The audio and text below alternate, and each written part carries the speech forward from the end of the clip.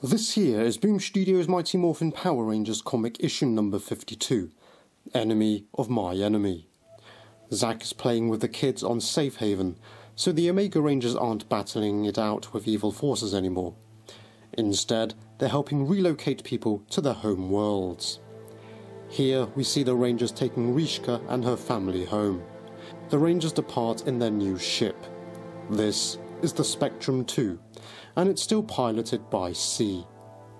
Since the end of Necessary Evil, C has not detected a rogue Morphin energy spike in some time, so it's been pretty calm in space then.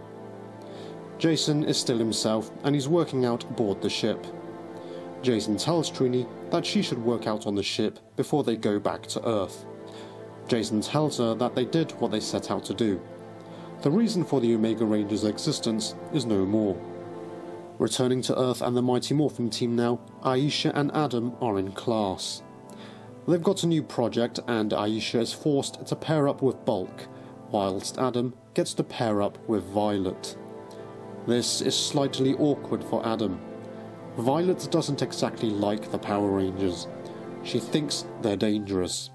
Adam doesn't hate Violet, but it's given him something to think about. Now then, Kimberly pays Drakkon a visit in his confinement cell. Kimberly is actually morphed with her power bow and arrow in hand. Just as Drakkon did with Billy in the previous issue, he tries to provoke Kimberly. Only this time, he's trying to get Kimberly to shoot him dead. Kimberly gets really fired up. The look in her eyes are murderous, and she raises her bow and arrow at Drakkon. Just as it looks like Kimberly is going to let the arrow fly, she stands down and tells Drakkon that he's not fooling anyone. Somebody will kill him, but it won't be her. She then walks away. Back to the Omega team now. The ship is arriving at Rishka's home planet, Corvinus 3. As they enter the planet's atmosphere, Rika's family and Trini are looking forward to seeing the capital, but instead, they see the capital up in flames. Jason asks C if they are at the right location. C says there's no doubt about it. This is Corvinus 3. Within the last 72 hours it experienced a cataclysmic meltdown. It was a natural disaster, but a massive energy disruption attacked the planet at the cellular level. C manages to find the origin point. So, Jason, Zack and Trini morph once more, and they go down to the planet's surface as Omega Rangers. C detects multiple points of movement converging on the Rangers' location. He confirms that they are not friendly, and we see a horde of creatures heading right towards the Rangers. The three of them then begin to take on these new enemies.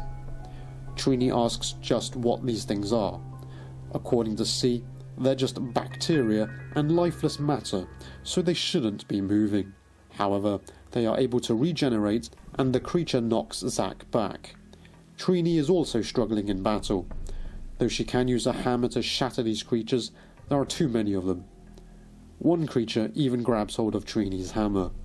Jason fares a little better with his sword, but on the whole, the Rangers are just outnumbered. Trini manages to get her hammer back though, and so Jason tells the Rangers to use the Omega Strike. This involves Jason and Zack bringing their gauntlets together, and Trini then striking the gauntlet with her hammer, creating the Omega Strike. That takes out all the creatures. Zack says, "Eat your heart out, Power Blaster," suggesting that this was far more powerful. With those creatures out of the way, the Rangers can move on to the point of origin. While on the move, the Rangers feel something emerging from the ground. Spikes shoot up around the Rangers, and Trini thinks they should call in their Zords. But we don't get to see the Zords. A voice calls out to the Omega Rangers, telling them it's a fitting name, as they finally reached the end. And we are at the end for now. Just like the previous issue, I like this one, as it's basically showing us what happened to the Rangers after Necessary Evil.